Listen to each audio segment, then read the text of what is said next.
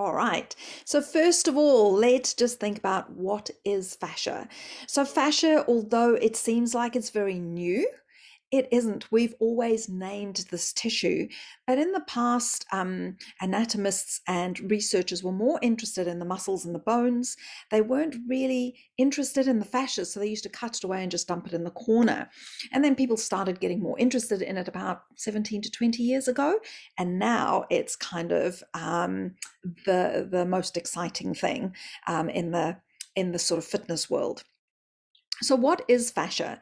According to the Fascia Research Congress, it's all collagenous fibrous connective tissue that can be seen as elements of the body-wide tensional force transmission network.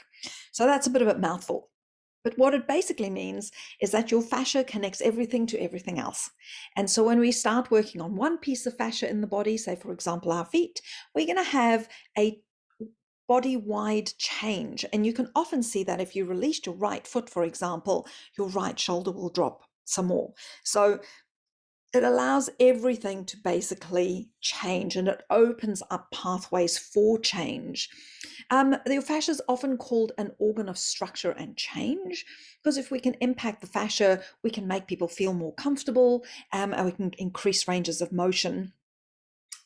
It's also the most abundant tissue in the body. So we've got more bits of fascia than we have muscle.